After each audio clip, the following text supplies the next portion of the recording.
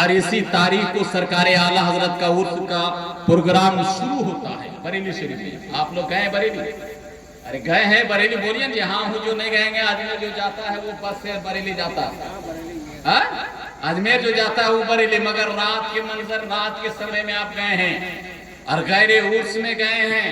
مولانا منظور عالم مصباحی صاحب کے بارگاہ میں آ کر کے پوچھئے، جب عرس کا اہتمام سج جاتا ہے سرکار اعلیٰ حضرت کا، تو جب جاتے ہیں یہ در کے لوگ تو کیسا ماحول اور کیسی کیفیت ہوا کرتی ہے۔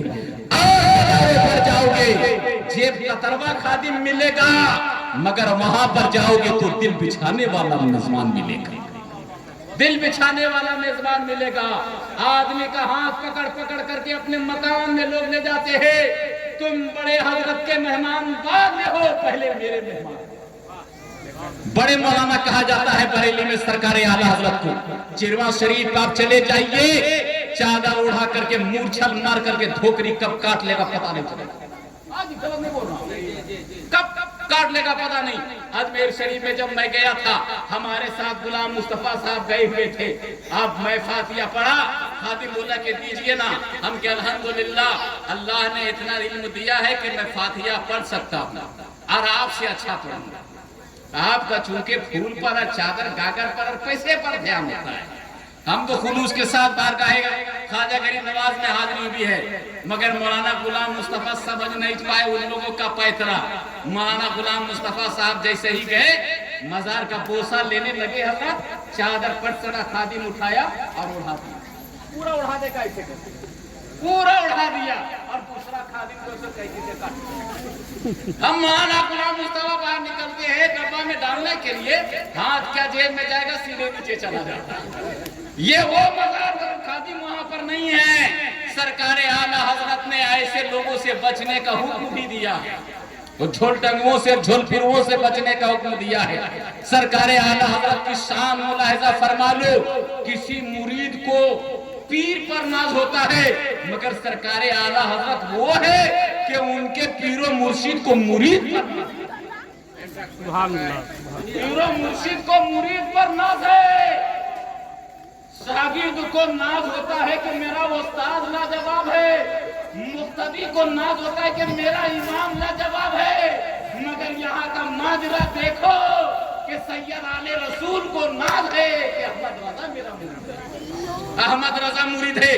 جب سرکار اعلیٰ حضرت مرید ہونے کے لیے گئے تھے، مارہرہ شریف تشریف لے گئے بیت و ارادت کے لیے، سرکار اعلیٰ حضرت کی جیسے پیر و مرشد کے بارگاہ میں حاضری ہوئے، مرید کیا، خلافت دیا، دستار دیا، اور اجازت بھی دیا۔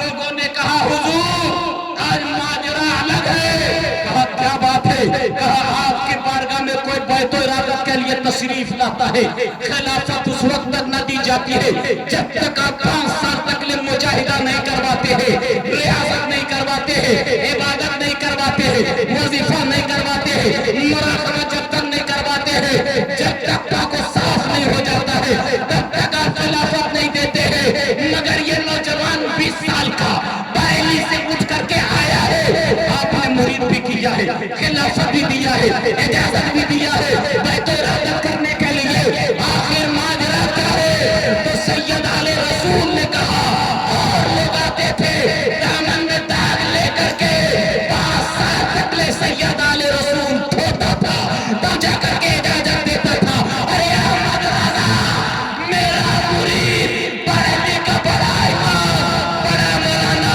یہ تو پاک و صاف ہو کر کے آیا ہے، میں نے تو صرف مدینے کا رنگ میں نے صرف مدینے کا رنگ چڑھایا ہے۔ یہ علامہ محمد رضا کی شان ہے، یہ اعلیٰ حضرت کی شان ہے، انہی کے مسلک پر چلنے والے ہم ہیں، اور زندہ جب تک رہیں انہی کے مسلک پر چلتے رہیں، انہی کے مسلک پر چلتے رہے۔ اعلیٰ حضرت نے کبھی بھی شریعت کے خلاف سمجھوتا نہیں کیا، کبھی نہیں۔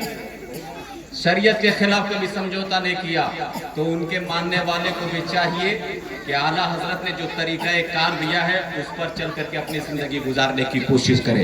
रब के बारगाह में दुआ है, अल्लाह तबारक व तआला मरहूम व मगफूर को बख्शिश फरमा करके जन्नत में जगह अता फरमा।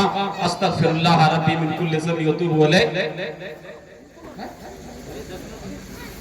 10 मिनट दरूद शरीफ पढ़िए। अल्लाहुम्मा सल्ली अला सैयदना शफीअना नबीना मौलाना मुहम्मदिन बारिक वसल्लु अलैहि सलातु व सलाम। जब भी कभी मौका मिले आप बरेली शरीफ की सरजमीन पर तशरीफ ले जाइए।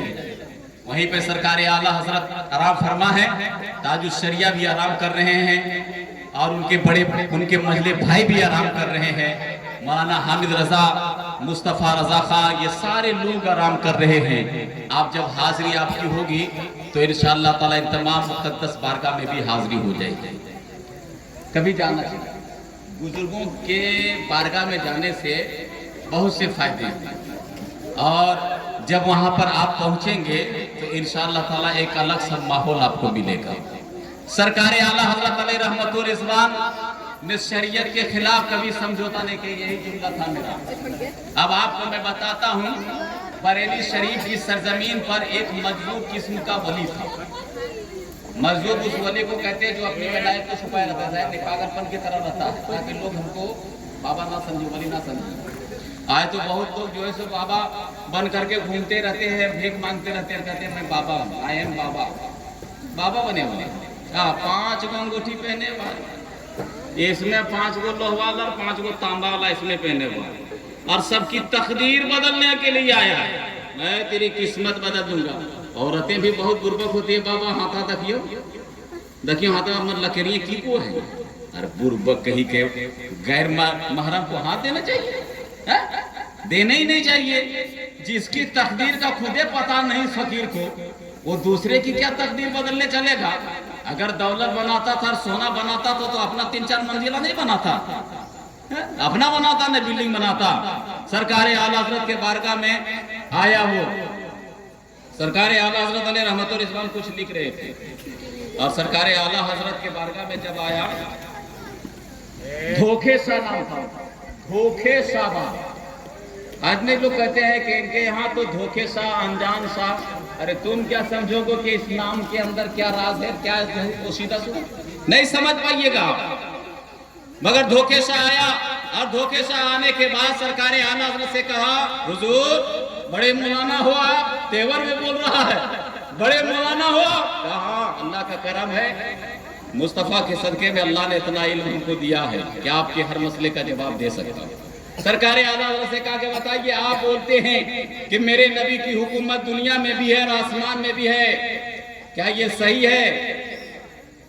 मतलब सवाल था ऐसा कि थोड़ा सा आला हजरत को ऐसा लगा कि ये सरकार के सामने गुस्ताखी कर रहे हैं। तेवर बदल गया सरकार आला हजरत का, मगर बगैर से इम्तिहान इन्होंने इसे जुमला इस्तेमाल किया। कहा धोखे सा, मेरे नबी की हुकूमत यहाँ भी है और आसमान पर भी है। कहा वो कैसे, आप बताइए, इस मसले का हल कीजिए। तो सरकार आला हजरत ने कहा कि सुनो, जिसकी हुकूमत जहाँ तक होती है उसका गवर्नर, उसका वजीर वहां तक होता है कि नहीं? उसी का वजीर वहां तक होता है। मेरे नबी ने फरमाया, दुनिया में मेरे 2 वजीर, एक हजरत अबू बकर, दूसरा हजरत उमर। आसमान में भी 2 वजीर, एक जिब्रील अलैहिस्सलाम, दूसरे मिकाईल अलैहिस्सलाम। एक धोखे सा क्या इससे पता चला कि मेरे नबी की हुकूमत दुनिया में भी है, आसमान पर भी। कहा चले जाओ, ऐसे जुमले मेरी बारगाह में इस्तेमाल ना करना। वो धोखे सा ने देखा तेवर सरकार आला हज़रत का, कहा अच्छा आप इस अंदाज से गुफ्तगू करते हैं, आप मुझको नहीं जानते हैं, कुछ हो जाएगा तो फिर हमको नहीं बोलिएगा। कच्चा कुछ नहीं होगा, चलो। अपने बारगाह से धोखे सा को सरकार आला हज़रत ने निकाल दिया। मुफ्ती आज़म हिंद हामिद रजा के 18 साल पैदा होने के बाद पीरो होगा कि नहीं चाचा? 18 साल के बाद दूसरी औलाद हो रही है बेटे के शक्ल में। सरकार आला हजरत बैठे हुए थे, कुछ लिख रहे थे। मुफ्ती आजम की उम्र 4 साल थी, छत के ऊपर खेल रहे थे और सरकार आला हजरत के साहबजादे मुफ्ती आजम का पांव किसी अचानक फिसलता है और छत के ऊपर से जमीन पर नीचे आते हैं, बेहोश हो जाते हैं। 1 घंटा बेहोश रहा, 2 घंटा बेहोश रहा। सरकार आला हजरत की वालदा बाकायदे हयात थी। वालदा को खबर की गई कल धोखेशाह से मुकाबला हुआ था और बच्चा भी थी, डांट करके झिड़क करके सरकार आला हजरत ने भगा दिया। लगता है उसी वजह से ये तकलीफ आई है, ये परेशानी आई है। अहमद रजा को बुलाओ, इमाम अहमद रजा खां को बुलाया गया। अम्मी जान के बारगाह में सरकार आला हजरत की हाजिरी भी है। कहा बेटा, तुम्हें कहा गया था ना कि धोखेशाह से कभी उलझना नहीं। तुम देखो, तुम उलझे हो। इधर इमाम तेरे बेटे को ये तकलीफ पहुंची है। कहा अम्मी जान घबराओ नहीं, मैं इमाम अहमद रजा हूं। आपकी कभी नाफरमानी नहीं किया, रब की इबादत से रुगरदानी नहीं किया, मुस्तफा की शरीयत पर चलता रहा, कानून इस्लाम पर हमेशा अमल करता रहा, इन तमाम अहकामात पर अमल करता रहा हो। अल्लाह रसूल की जात पर भरोसा है कि आला हज़रत इमाम अहमद रजा को परवरदिगार आलम कभी ज़ाय नहीं होने देगा। इतना कहना था कि जिस इमाम अहमद रजा के बेटे को मुफ्ती आजम को होश नहीं आ रहा था, अचानक होश आता है। इमाम अहमद रजा मचल करके कहते हैं, ए अम्मी जान